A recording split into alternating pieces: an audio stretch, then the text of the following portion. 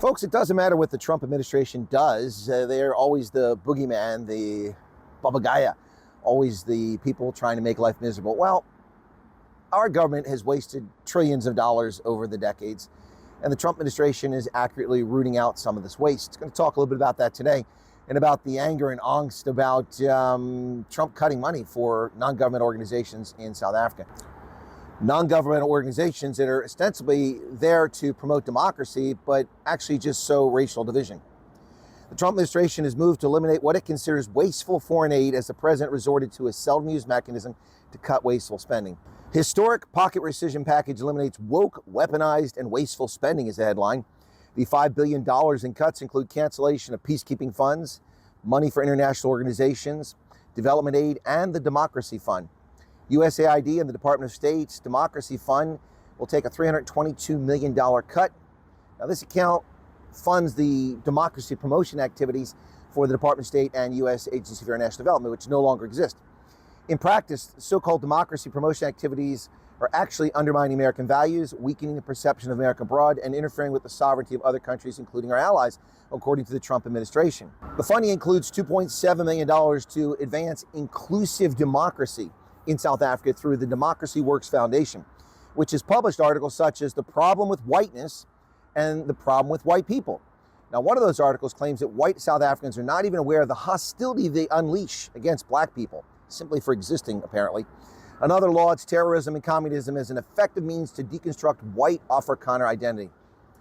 University of Western Cape sociology professor Christie van der Westhuizen wrote the 2014 article, The Problem with Whiteness, published on the Democracy Works Foundation website.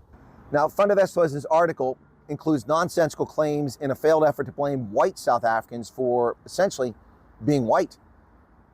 Such an approach depends on using the immutable characteristic of skin pigmentation to attack a racial group, one she's a member of, making it all the more nauseating.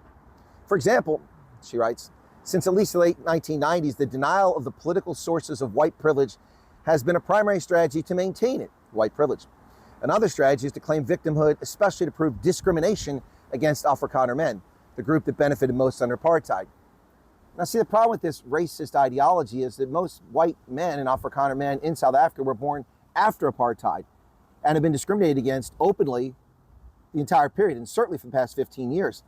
So to carry this nonsense and this collective guilt into perpetuity is simply racist. She says these strategies have to be exposed to not only refute them, but to shift resources to those people who are in reality suffering the greatest inequities in post-apartheid South Africa. In essence, she argues that black folks deserve an artificial advantage because white people benefit unfairly from their skin color. In 2025, this argument looks ridiculous, ludicrous to even the most casual, objective observer. Lumping people together based on skin pigmentation and discriminating against them, as she promotes, is the very essence of racism and does nothing to advance democratic values. Trump is correct. Spending our tax dollars to promote South African racism is wasteful. Now, Theo Molefe wrote in 2016 article, The Problem with White People, also published on the DFW website. Now, Molefe devoted his effort to publish the following. The problem with white people is that they are seldom confronted personally with the social truths of their being white. Social truths of being white, like collective guilt for actions that people had nothing to do with, or that excuse used to enrich people who've never suffered under apartheid. Is that what being white means? He says white people are seldom made to willfully embody from their formative years their position in this racial hierarchy of ours. So few ever really choose to interrogate it meaningfully, and even fewer choose to reject, divest, or work to dismantle the ideology. Most unconscious, it may be, choose to be white. Apparently, the racial hierarchy he wrote about in 2018 must have changed dramatically in the ensuing years, to the point where today white South Africans are openly confronted with verbal, physical, and state-sponsored abuse for being white. Also, notice the repulsive statement at the end, choose to be white. No one chooses their skin pigmentation. Obviously, he's trying to make a statement about an ideology, but his ideology is one of black supremacy. His intent is to imply that being white is a racist, which in itself is a shamefully racist notion. How exactly does any of that advance the concept of democratic values, and why are American taxpayers funding a website that publishes this drivel and race-driven garbage? Neither of these efforts advance democracy. Rather, both are race-hustling articles that undermine democratic values of inclusion and seek to impose a racist narrative, undermine human dignity, assign collective guilt, and promote racial supremacy, all of which is antithetical to democratic values the funds are supposed to promote. But Molefe went even further in his intentional effort to insult the dignity of whites born into a majority black-ruled society when he recounted an incident at Obez Cafe in Cape Town. Instead of writing a tip amount on the bill, wrote the following message for the white woman attending to their table, in all caps: "We will give tip when you return the land." Now notice the supreme white supremacy architecture that gave that white woman the amazing privilege to rise to the vaulted, wealthy position of a waitress. He said the reactions, including my own initial thoughts, the hugely successful campaign to compensate the waitress for her white tears. Molefe used that incident to callously insult the white waitress with white tears. Can you get any more racist than that? Insulting bigotry? Now, for some reason, he feels morally superior based on skin pigmentation. If a white South African dismissed a black waitress and said she had black tears in a society of ANC kleptocracy and cater enrichment, imagine the backlash that we would have seen. He makes it even worse with the following. In another world, one where white people were working on themselves and each other and working to dismantle white supremacy, the Obez Cafe waitress might have understood the radical politics, however personally hurt by it, lent her voice and whiteness garnered windfall to the cause to celebrate an egalitarian society. But that world does not exist, and this waitress does not do this. She chose instead recrimination and self-interest. She chose to be white. So a black man or woman, whoever that was, walks into a restaurant, is served by a white waitress, and then racially insulted. And in his world, his racist view world, the only way this works is if she bows down and licks the boot of the person oppressing her with a racial insult. No. This is the garbage that U.S. taxpayers have been funding for years. In America, overseas, South Africa, case of it right here. When Julius Malema uses hate speech, is he choosing to be black? Of course not. Choosing to be black is a disgraceful comment, as is Molefe's choosing to be white comment. Again, this is not something American taxpayers' funds should be supporting. Molefe is not building democratic values. Rather, he, like Van der Westhuizen, is using racial tropes to undermine racist discrimination against minorities. Now, other examples of money that have been cut by President Trump in his $5 billion cut include $4 million for the new Alliance for Global Equality to advance global LGBTQI plus awareness.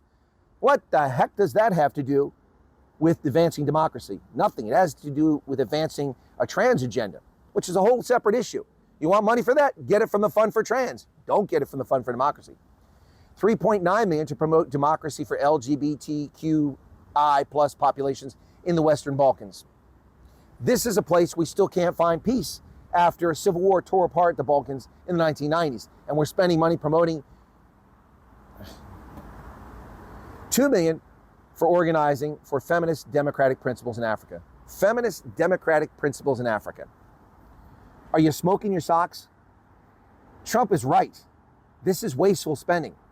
And why are Americans paying for this? Why aren't Africans paying for organizing feminist democratic principles in Africa? Why isn't the gay community in Africa paying for advancing LGBTQ plus I populations in Africa?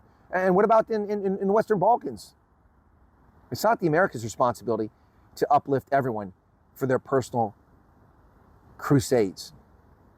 Folks, Donald Trump is demonized daily by South Africa's corrupt media.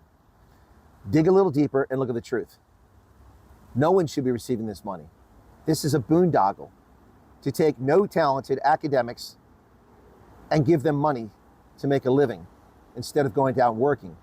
So academics, scholars, racially insult white waitress, thinking it's okay. She should bow down and lick the boots of the black man or the black woman who refused to give her tip and insult her with a racial slur. Flip that script around. The ANC has been in charge for 31 years. Apartheid was dismantled before it happened. The excuses of economic apartheid and economic exclusion are just that, excuses. South Africa has had the human capital, had the university system, had the infrastructure, had the mineral wealth and the industrial base to become the dynamo, the powerhouse of Africa and a global power. Instead, it's become a fourth-rate global power with pretend global globe-trotting diplomat in the guise of Mr. McDonald's, Munir Palapala. who doesn't impress anyone but his own cabinet. What say you, South Africa? Cheers.